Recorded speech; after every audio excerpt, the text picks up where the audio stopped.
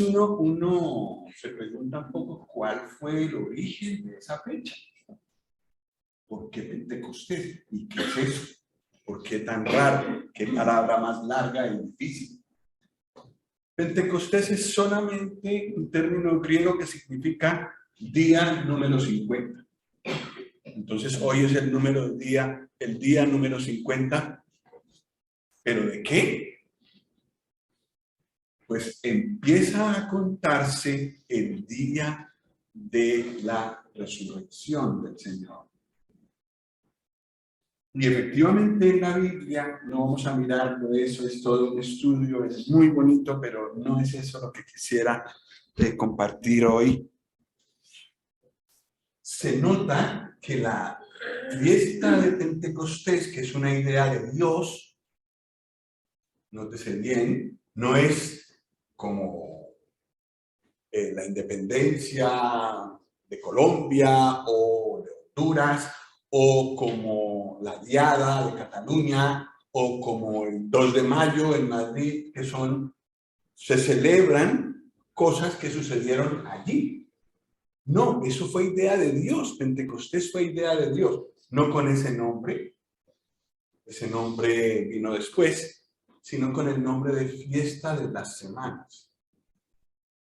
Ahora sí quedé más perdido. Fiesta de las Semanas.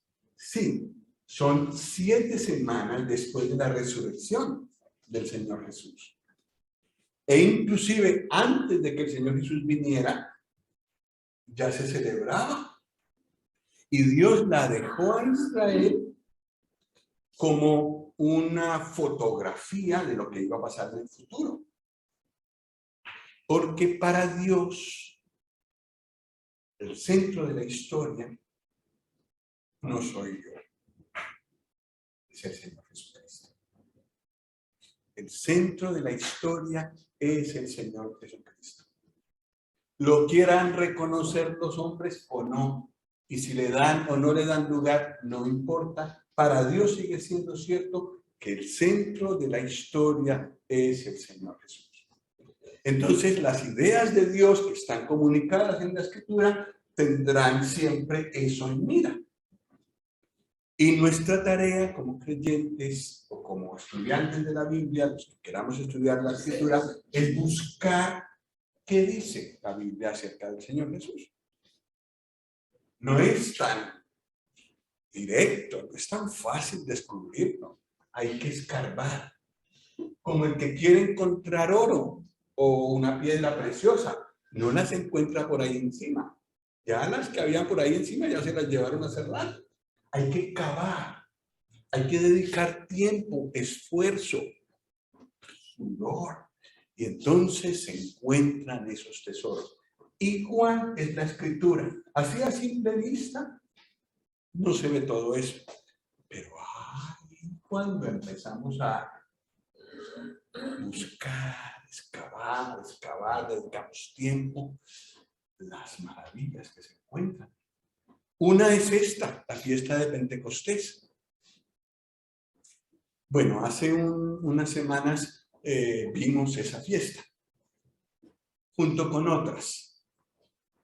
Y bueno, vamos con la ayuda del Señor a tener estudios, unos 10 estudios con otro grupo de creyentes que me pidió el favor aquí en España de presentarlos. Entonces vamos a ver con ellos todos estos días con mucho detalle, también Pentecostés. Y Dios mediante colgaremos eso en el canal. Entonces no es de eso que me gustaría hablar, sino ¿por qué Dios le dedicó tanta atención a la fiesta de Pentecostés? No es que tengamos que celebrarla, no, sino que sí tenemos que explorar todo su significado para nosotros. Actualmente, ¿qué significa? ¿En qué me afecta? Eso nos lo dirá Hechos capítulo 2.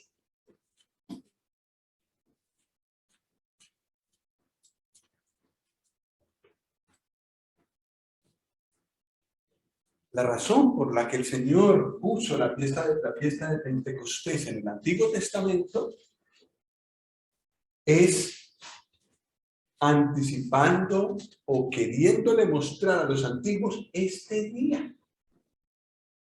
Y ese día llegó en Hechos 2. Dice así, en Hechos 2, versículo 1. Gracias, Luis. Cuando llegó el día de Pentecostés, estaban todos unánimes juntos. Y de repente vino del cielo un estruendo como de un viento recio que soplaba, el cual llenó toda la casa donde estaban sentados.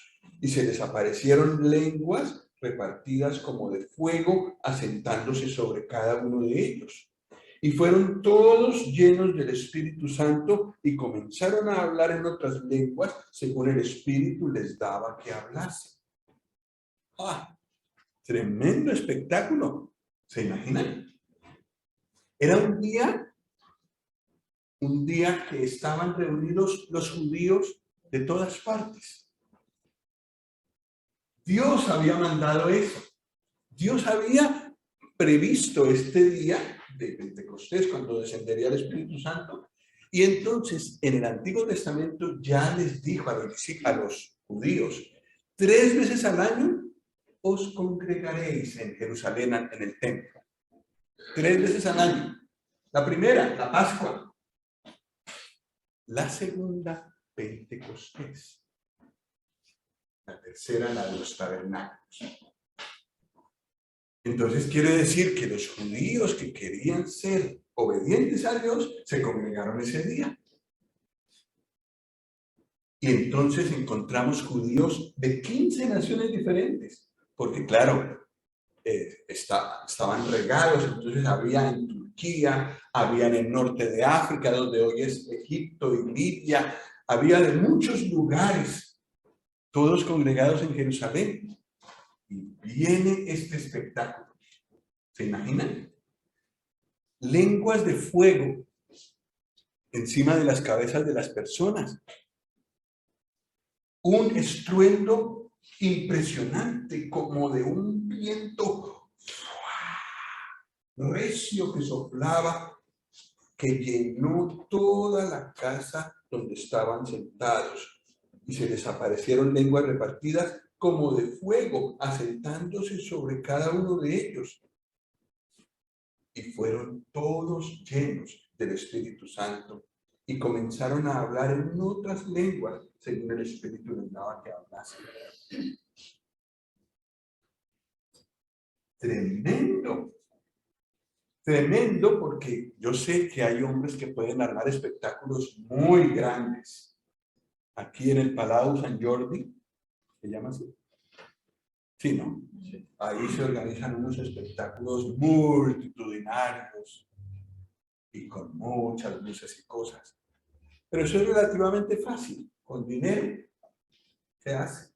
Pero que Dios mismo haga algo, eso sí, no es fácil. No lo podemos producir nosotros. Lo produjo Dios. Y este espectáculo lo produjo Dios. ¿Cómo quedaríamos nosotros si viéramos eso? Todos quedaron admirados.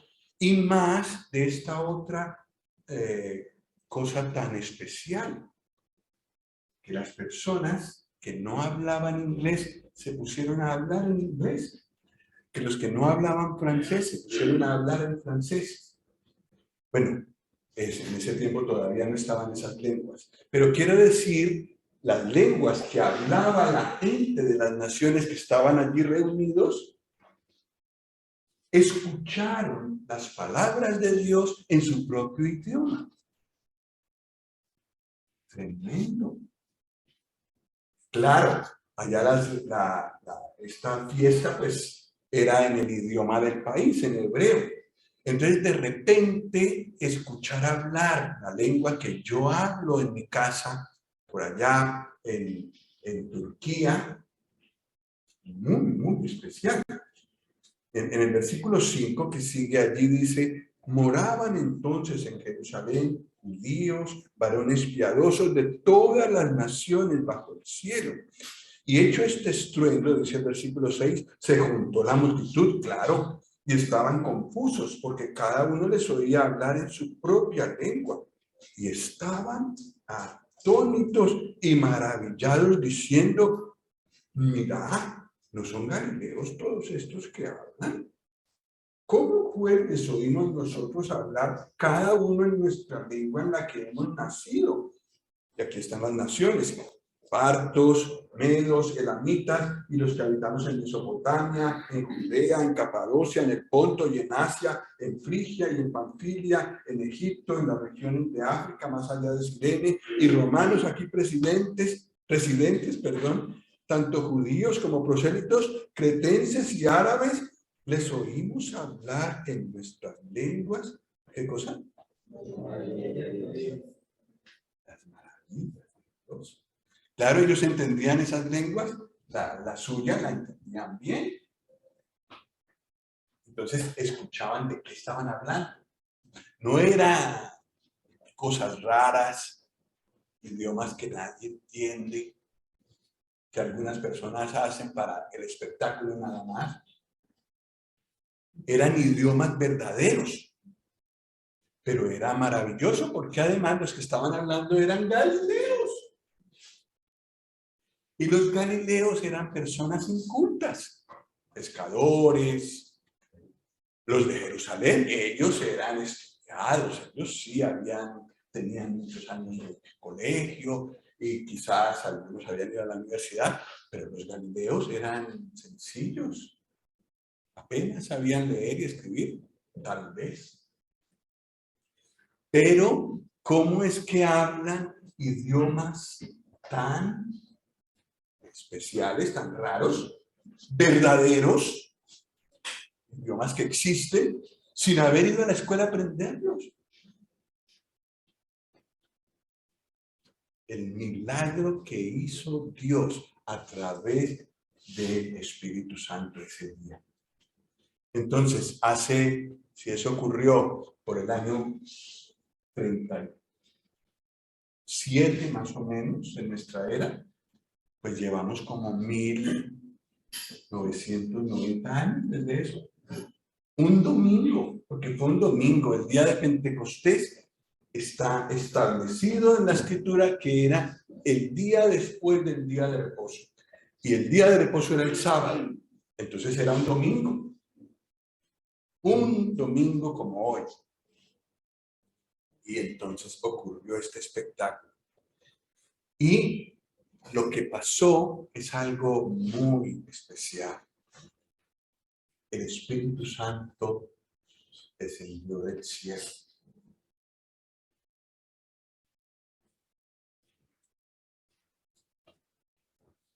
¿Quién había? ¿Qué otra persona de la Trinidad había venido antes del cielo para visitarnos? El Señor Jesús. Y antes de su resurrección, Él murió en la cruz.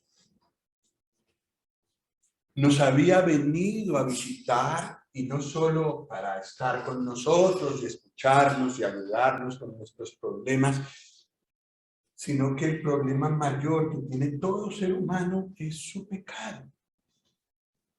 Porque si tiene una enfermedad, hombre, hay médicos. Y Dios les ha permitido a los médicos hacer muchas cosas. Algunas no, pero muchas sí. Pero, ¿dónde hay un médico que me cure de la culpabilidad de mi pecado? Yo sé que he hecho mal contra Dios. Yo sé que, si soy sincero conmigo mismo, bueno no soy. Entonces, ¿a dónde voy con mi culpabilidad? Si me siento culpable delante de Dios, ¿cómo hago? ¿Al qué médico voy? El médico de cabecera, ¿a dónde me deriva? No puede. lo máximo que podrán hacer será mandarme donde un psicólogo o donde un psiquiatra. Y ese psicólogo y ese psiquiatra lo máximo que puede hacer es tranquilizarme, tratar de que ya no piense más en mi culpa, de que no me supere y que me deje vivir. Pero más no puede hacer. Sigo cargando con mi culpabilidad. Entonces fue necesaria la visita del Señor Jesús, no solo para ayudarnos con nuestros problemas de cada día, sino para quitar de nosotros el pecado y la mancha del pecado y la culpabilidad del pecado. De una manera tal que Dios quedara satisfecho. Porque nosotros quedamos satisfechos con poca cosa, ¿cierto? Pero Dios no. O está limpio o no puede entrar en la presencia de Dios. Con Dios no hay medias tintas que yo ahí miro a ver. No. O uno está limpio en la presencia de Dios o no entra en su presencia. Nunca. Y solo espera a la persona que no es limpiada la condenación justa por sus pecados. Entonces el problema sí es bien grande, el problema del pecado. Y el Señor Jesús vino para eso. Y allá en la cruz,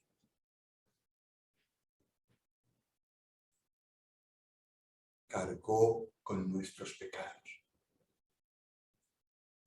Cargó con nuestras mentiras. Cargó con nuestros rencores, con nuestros odios, nuestros adulterios, no solo de hechos, sino también de mente.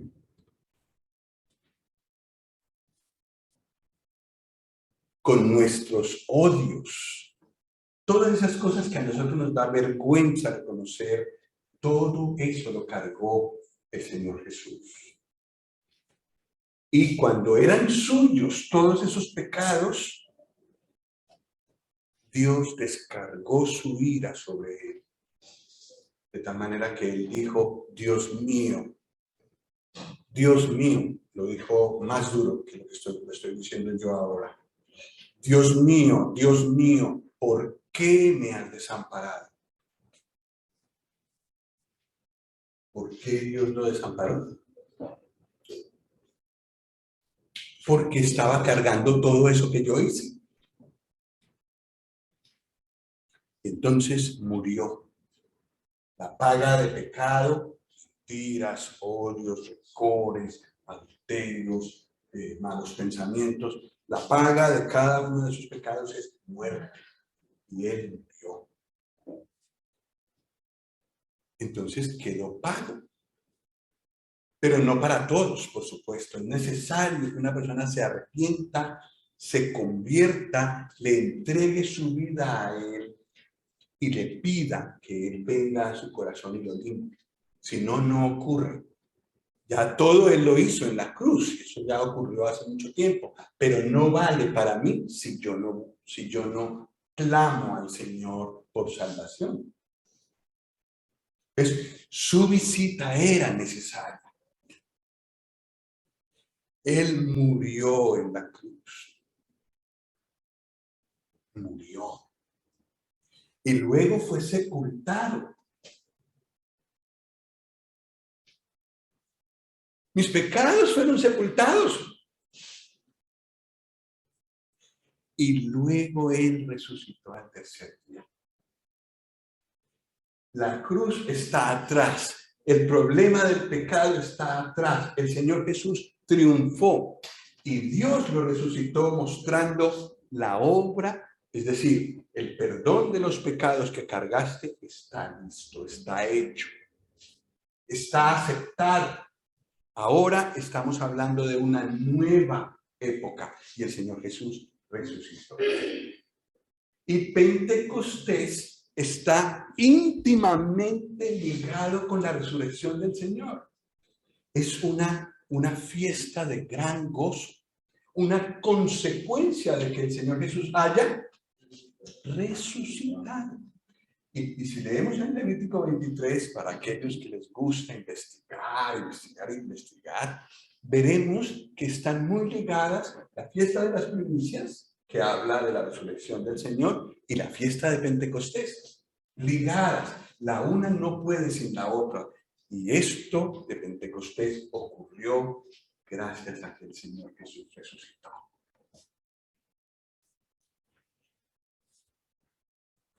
Sigamos pidiéndole a Pedro que nos explique un poco todo esto.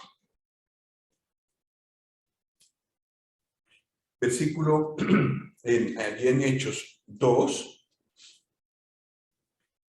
en el versículo 12, después de escuchar las maravillas de Dios en su propia lengua, dice el versículo 12, y estaban todos atónitos y perplejos, diciéndose unos a otros, ¿qué quiere decir esto? Mas otros, burlándose, decían, están llenos de mosto, están borrachos. Entonces Pedro, poniéndose en pie con los 11, alzó la voz y les habló diciendo, varones judíos y todos los que habitáis en Jerusalén, esto os sea notorio y oíd mis palabras. Porque estos no están ebrios como vosotros suponéis, puesto que es la hora tercera del día.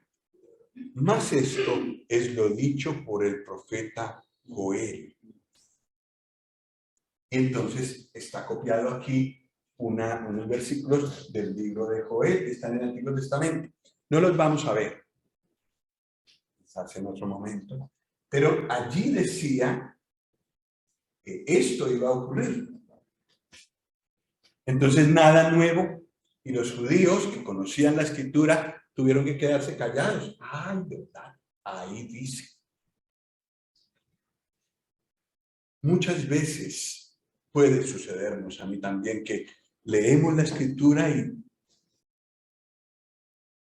o la olvidamos o no la entendemos. Y eso les pasó a ellos. Pedro tuvo que decirles, pero abra su Biblia, que ahí está. Y a veces el Señor tiene que decirnos a nosotros eso. Abra la Biblia. Que no, usted no necesita que le cuenten. Abra su Biblia.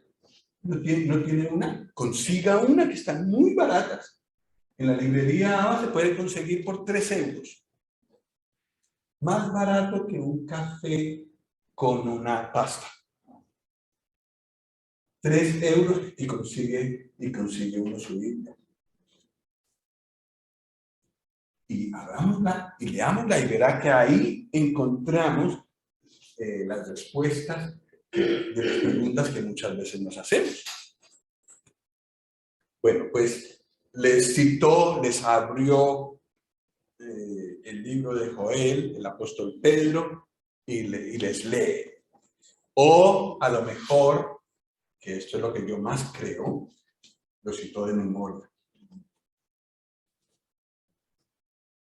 A ver quién de nosotros sería capaz de citar de memoria 6 versículos. 5 versículos. Bueno, pues Pedro lo hizo. Y entonces él lo explica, versículo 22. Varones israelitas, oíd estas palabras. Jesús Nazareno, varón aprobado por Dios entre vosotros, con las maravillas, prodigios y señales que Dios hizo entre vosotros por medio de él, como vosotros mismos sabéis.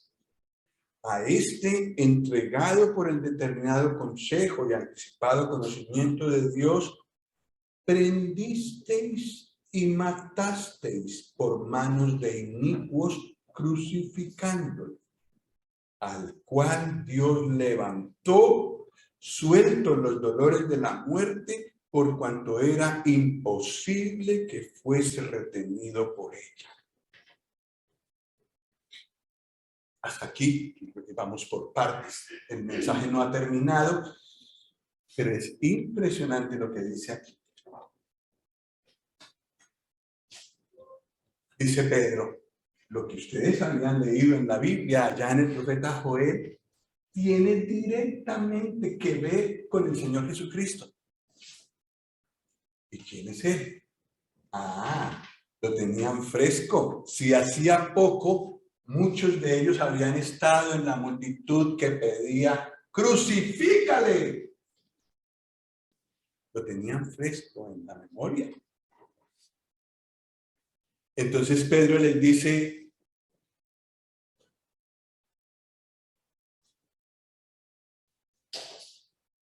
vosotros prendisteis y matasteis por manos de inicuos crucificándole. Los que estaban escuchando, Pedro les dice, ustedes lo cogieron a él, lo prendieron y lo crucificaron. ¡Fua! ¿Qué acusación más grave! Los que lo crucificaron luego no fueron los soldados. Ellos eran romanos, ellos no eran judíos. Ajá. Los soldados solo hicieron lo que la multitud les mandó. Los soldados solo obedecieron órdenes, pero los verdaderos autores intelectuales de ese hecho, de ese magnicidio, fueron los judíos. Y ahora Pedro, mirándolos a los ojos, les dice, prendisteis y matasteis, crucificándole. Y no lo hicisteis con vuestras propias manos, sino por manos de inicuos, de los soldados romanos, que también eran pecadores. Y lo colgasteis en la cruz.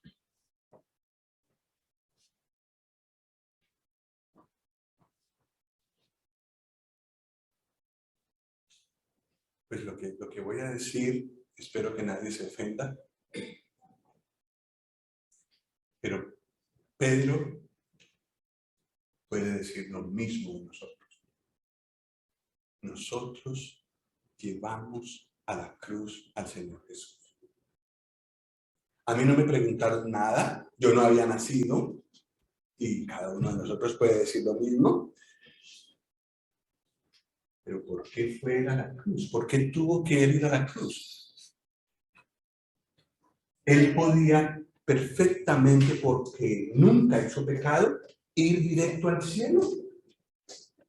Como Enoc caminó con Dios, seguramente que tuvo imperfecciones, pero caminó con Dios y Dios lo llevó. Desapareció porque lo llevó Dios. Elías también era imperfecto, era pecador, pero también fue andando, vivieron carros de fuego y se lo llevaron al cielo. Pues si Enoc y Elías, que eran pecadores, fueron directo al cielo, con más veras el Señor Jesús, que nunca hizo maldad, no se le ocurrió una mentira, no se le pudo encontrar. Dios no pudo encontrar nada malo en él. Hubiera podido ir directo al cielo. ¿Por qué fue él a la cruz? A morir, si la muerte es la paga, pero del pecado, y él no pecó. Cada uno de nosotros produjo que el Señor Jesús tuviera que ir a la cruz. ¿Con qué colaboramos? Con nuestros pecados. Entonces, para mí, lo digo primero, yo colaboré en que el Señor Jesús hubiera sido cogido, prendido y matado y crucificado. Todos nosotros colaboramos con eso. Lo queramos reconocer o no. Y Él murió. Murió por nuestros pecados. Y la dicha que tenemos, quizá la mayoría de los que estamos aquí, es que en cierto momento entró ese esa conciencia de culpa en nosotros y fuimos a donde el Señor Jesús y le dijimos, Señor, límpiame mis pecados. Yo creo que allá en la cruz cargaste mis pecados y que derramaste tu sangre para limpiarme. Por favor, límpiame. Que no tengo otra manera de librarme de esta culpabilidad. Y el Señor respondió a un corazón sincero que le dice esto de corazón, con sincero deseo de vivir para Él. Inmediatamente Él responde. Y nos dio la vida. Y esa es la razón por la que nos reunimos. Es la razón por la que ustedes se encuentran aquí un grupo cristiano reunido. Después de tanto tiempo de que esto ocurrió, el Señor Jesús nos salvó. A algunos más profundamente que a otros, lo reconozco, pero Él ha cautivado tan profundamente tantos corazones que no se imaginan una vida sin Él. Y ellos en muchos lugares del mundo se reúnen para agradecerle, para buscar agradarle, para unos a otros llenarnos de ánimo y buscar cómo podemos ser más agradables, cómo mi vida puede ser más digna de lo que Él se merece por todo lo que hizo.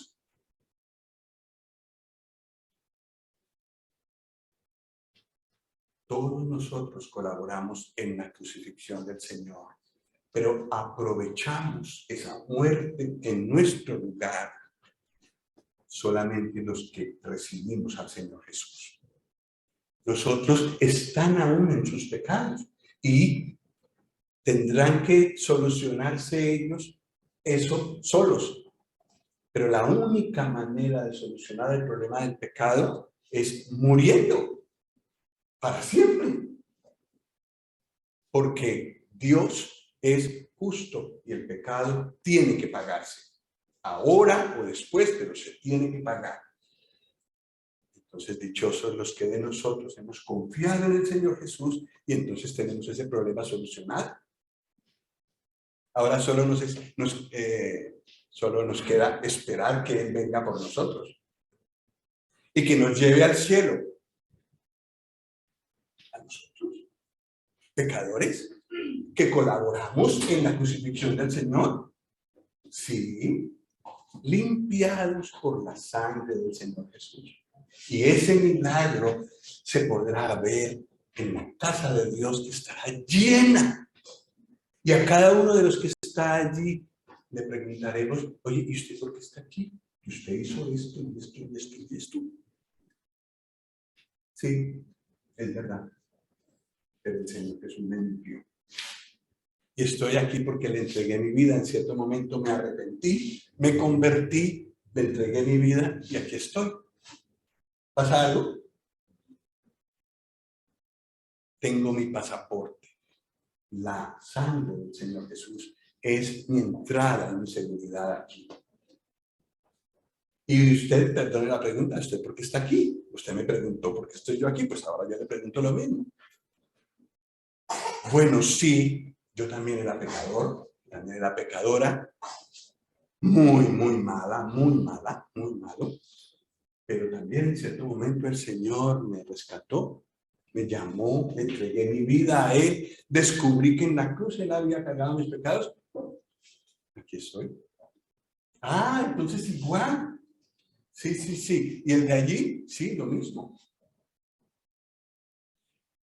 Y más allá, el ladrón que había sido acusado de un poco de cosas y que en la cruz, al lado del Señor, había padecido justamente. Él mismo lo reconoció. ¿Y usted qué hace aquí? ¿Y usted cómo entró aquí? Pues unos minutos antes de mi muerte recibí al Señor Jesús en mi corazón. Lo vi ensangrentado ahí al lado mío, pero no podía concebir que una persona justa, perfecta como Él, a la que la gente que estaba andando por ahí lo reconocía como justo, pues mereciera lo que estaba padeciendo. Entonces, en cierto momento, aunque el otro ladrón, que era mi compañero de fechoría, lo estaba insultando, yo le dije, un momento, cállate, tú estás al borde de la muerte, al borde de la condenación.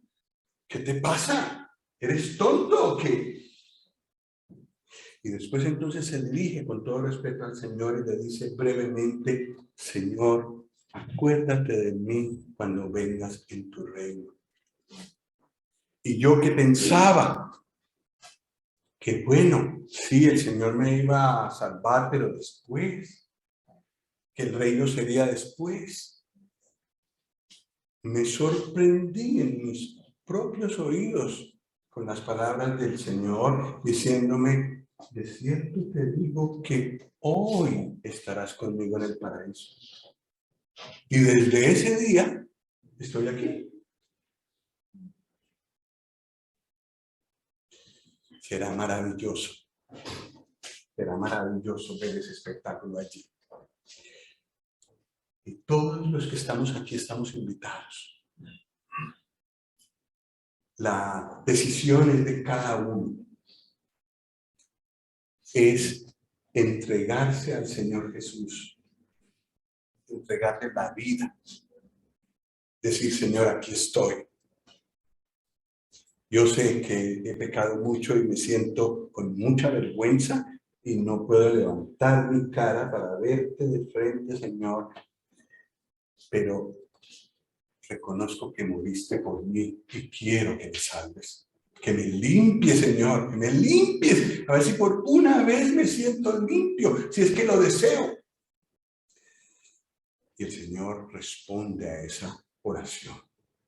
Ha respondido esa oración en muchas personas. Cada uno la ha hecho con sus propias palabras. Pero cuando ha sido dicha de corazón, el Señor ha respondido. El Señor Jesús murió en nuestro lugar, por manos humanas y cargado con nuestros pecados. Todos nosotros colaboramos en esa crucifixión. Pero ¿qué pasó? Versículo 24. Después de crucificarle, dice el versículo 24, al cual Dios levantó, sueltos los dolores de la muerte, por cuanto era imposible que fuese retenido por ella. Pues ahí sí que quedamos de piedra, como se suele decir aquí.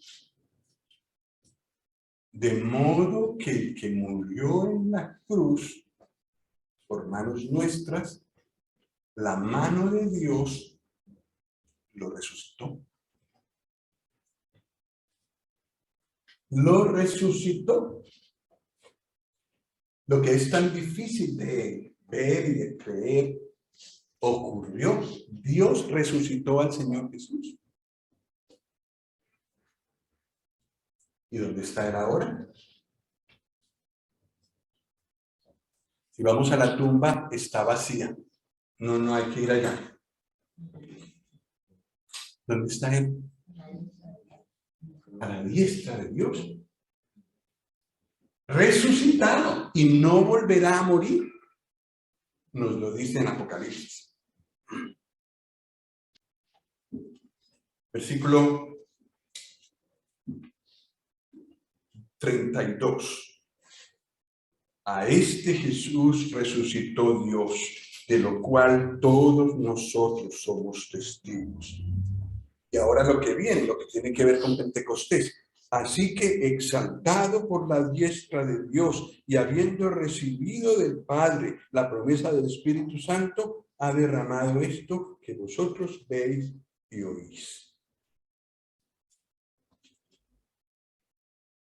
Dios resucitó al Señor Jesucristo. Todos nosotros, los discípulos, somos testigos, dice Pedro. Y entonces fue exaltado a la diestra de Dios. Y habiendo recibido del Padre la promesa del Espíritu Santo, ha derramado esto que vosotros veis y oís. Estáis viendo lenguas de fuego y estáis oyendo las maravillas de Dios en vuestra propia lengua. Eso se debe, eso es una muestra para que veáis de que Dios resucitó al Señor Jesucristo y que lo exaltó en la gloria por encima de todo.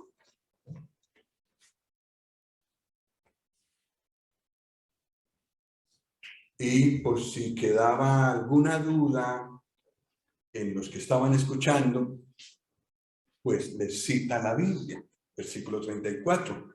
Porque David no subió a los cielos, pero él mismo dice en uno de los salmos, dijo el Señor a mi Señor, siéntate a mi diestra hasta que ponga a tus enemigos por estrado de tus pies. Ahora la gran conclusión de Pedro. Sepa pues ciertísimamente toda la casa de Israel que a este Jesús a quien vosotros crucificasteis, Dios le ha hecho Señor y Cristo. Dios le ha hecho Señor y Mesías. Dios le ha hecho Señor porque Él gobernará sobre toda la tierra. Y Dios le ha hecho Mesías porque bendecirá a la nación de Israel y también al resto de las naciones.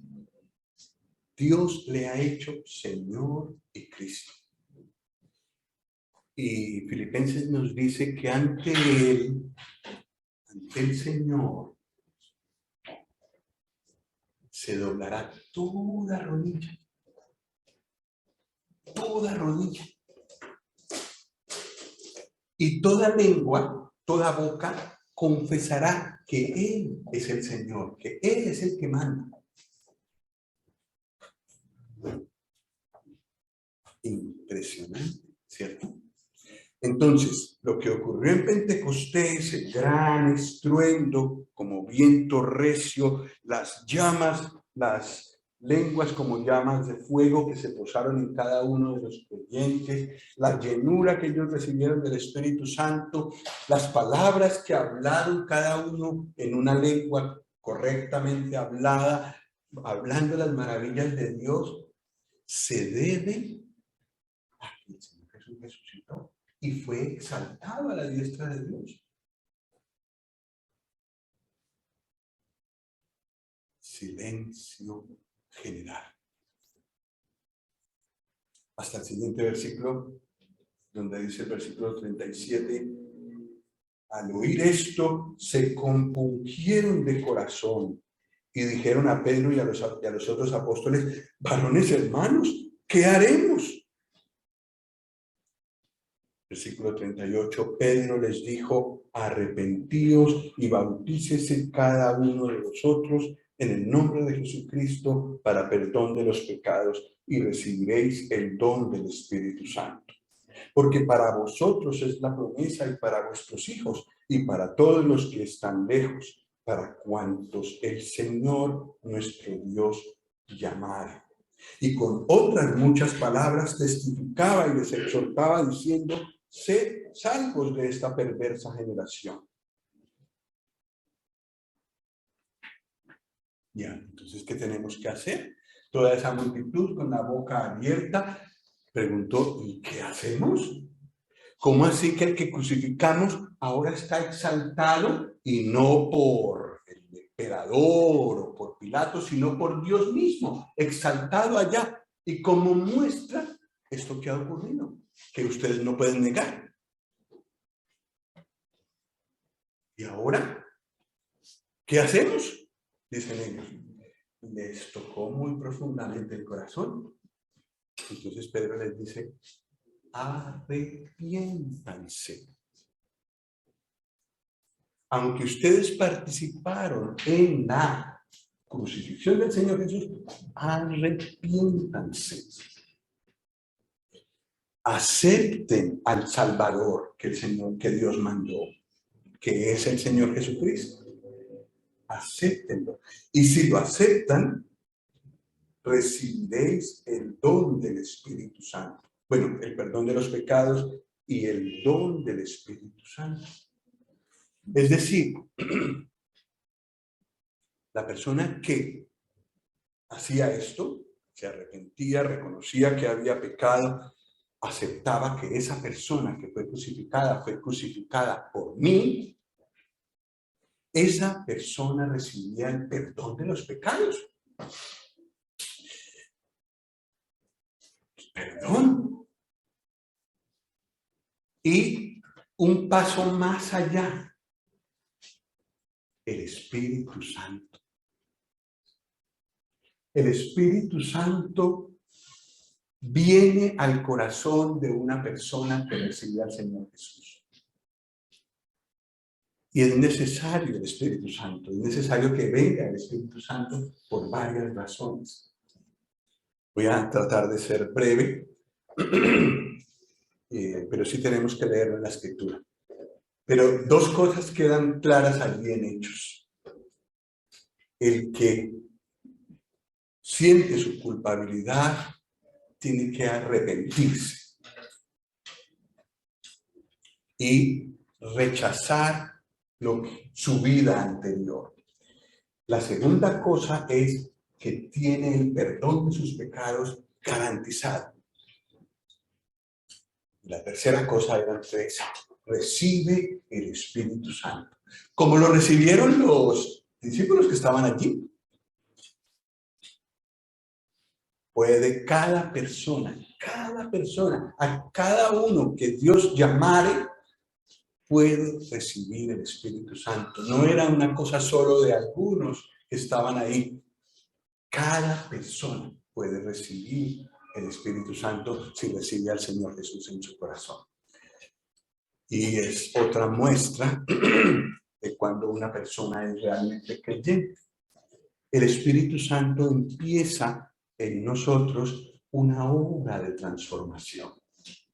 Y por eso, normalmente una persona que se arrepiente de sus pecados y que recibe al Señor Jesús en su corazón, a causa de que el Espíritu Santo viene a vivir a esa persona, la persona empieza un proceso de transformación.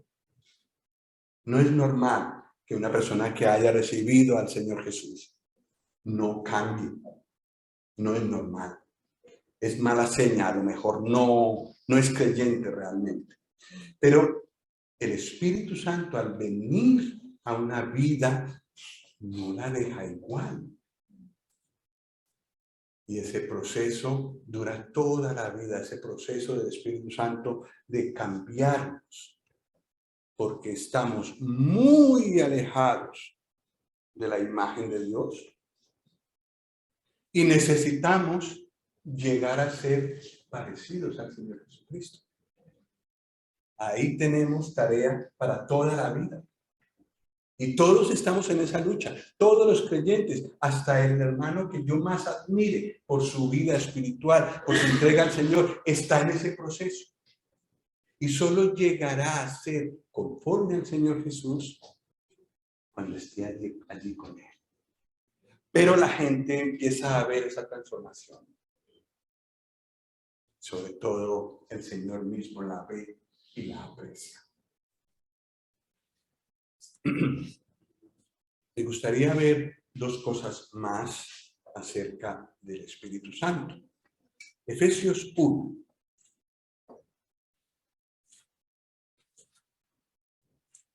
Efesios 1.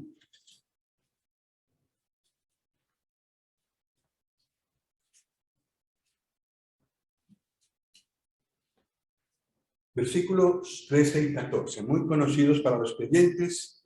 Espero no hacerme cansón, pero es importante.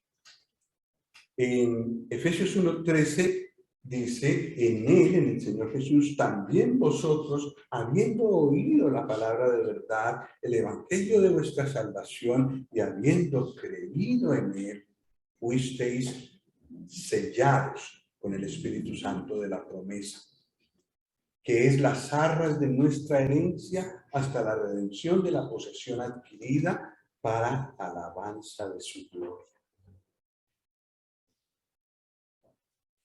Cuando una persona se convierte realmente y entrega su vida al Señor, se oye un sello. El Espíritu Santo sella esa vida. Con un sello de Dios imposible de levantar. Sella esa vida. Y con ese sello tiene las arras de su herencia. Las arras. Las arras no, porque no me lo pueden dar todavía del todo. Necesito estar aquí y ser santificado. Y en su momento Dios me llevará a esa herencia. Pero ¿cómo sé que yo tengo esa herencia allá en la gloria? Que no es solo el perdón de los pecados.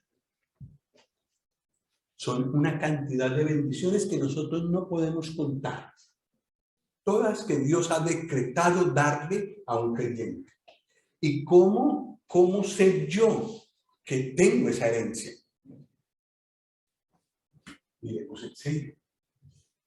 El Espíritu Santo es el sello que hay en nosotros y que es las arras de nuestra herencia hasta que llegue el momento. Entonces el Señor vendrá, cambiará este cuerpo que no puede entrar en el cielo, necesita ser cambiado, y junto con nuestra alma y nuestro espíritu, allá con Él para siempre. Ese es el momento de la redención completa de nuestra posesión adquirida. Todo lo que el Señor Jesús nos adquirió. Pero ya tenemos las arras. Ya tenemos las arras, ya podemos mostrarlas. El Espíritu Santo viviendo en mí y moviéndose. El Espíritu Santo moviéndose en mí es esas arras. 2 páginas antes de donde hemos leído está Gálatas.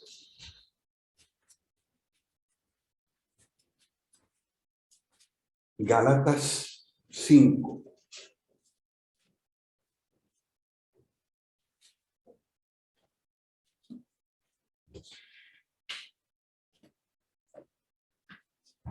...22 y 23... casi lo podemos decir de memoria.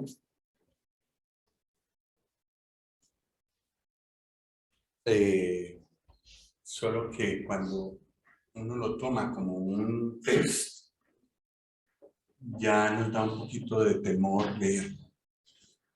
Es como una lista para ir uno chuleando. Para ir uno diciendo, esto lo cumplo, esto ya, esto ya, esto ya.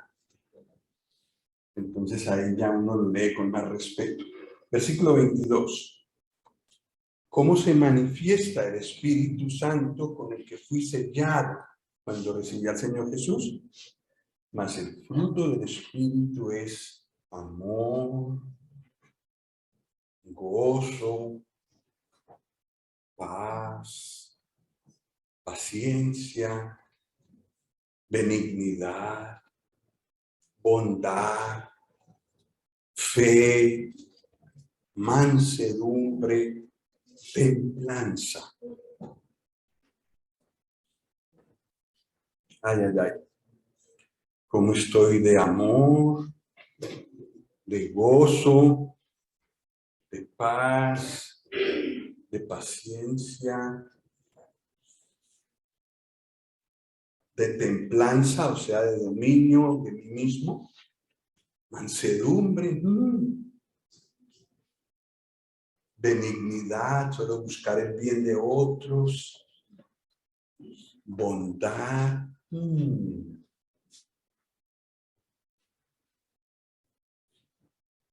pues todas esas cosas son atributos de la vida de Cristo. Así es Cristo. Y son cosas que todos queremos tener. ¿Y cómo hacemos? ¿Cómo hacemos? Pues el primer paso es recibir al Señor Jesús, porque sin Él el Espíritu Santo no viene a nosotros. Y es solo el Espíritu el que puede producir en nosotros esto. Y vamos poco a poco, ese fruto va madurando. Y entonces se van viendo estas cosas, voy viendo los cambios. Antes en vez de amor tenía odio y voy cambiando. Antes, en vez de gozo, siempre andaba quejándome, siempre andaba triste. Yo era una persona tóxica. Pero con el Señor, gozo. Antes no dejaba en paz a nadie.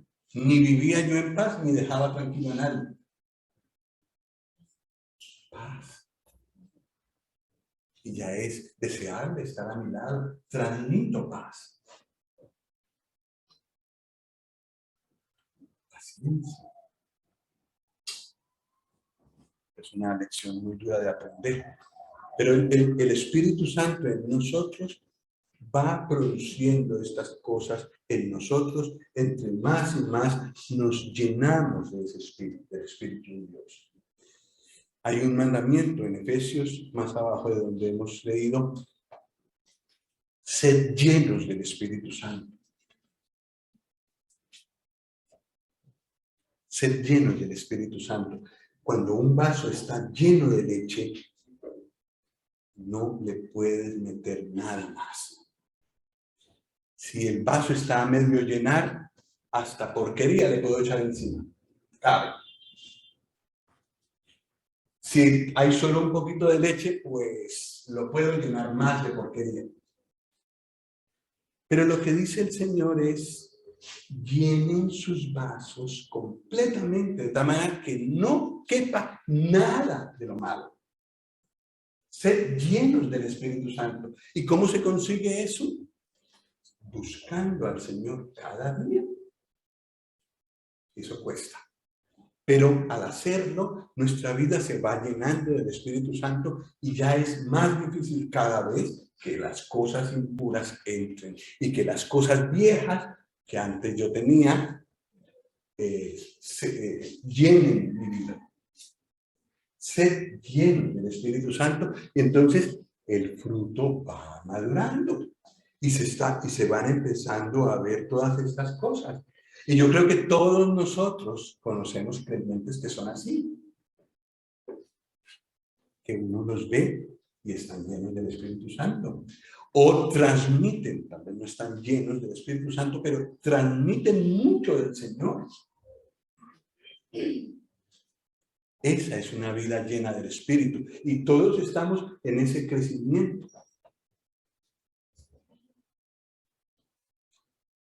Pues, queridos, podría ser que este sea el último Pentecostés que estemos en esta tierra.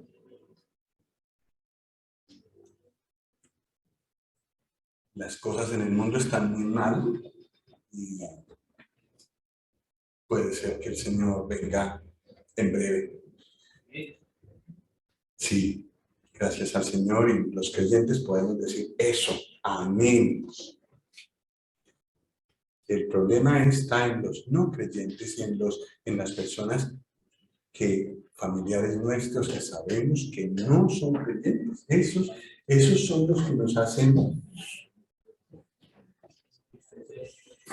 Pero el Señor vendrá. No nos preguntará cuándo, Él vendrá. Estamos esperándolo en cualquier momento.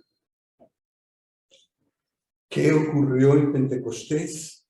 El Espíritu Santo descendió del cielo para vivir en cada creyente y capacitarlo para hacer que lleve una vida que agrade a Dios, porque solo no puede, por más que lo intente. El Espíritu Santo ha cumplido y viene a vivir al corazón de un creyente. Entonces, cada creyente tiene dentro de él al Espíritu Santo. Es cuestión ahora de dejarlo a él que haga lo suyo, lo que él sabe hacer, santificar una vida y hacerla parecer más al Señor Jesús. Eso está disponible para todos los creyentes.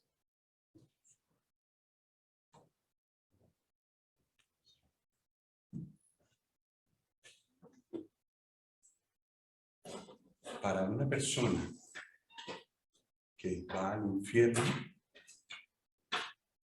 y que se encontrará en el infierno, todo lo que hizo el Señor Jesús en la cruz se perdió. Fue muy grande, inmenso, impresionante. No terminamos de conocerlo ni de examinarlo porque es supremamente grande, pero para esa persona fue en vano. Se perdió para siempre, apartado de la presencia del Señor para siempre.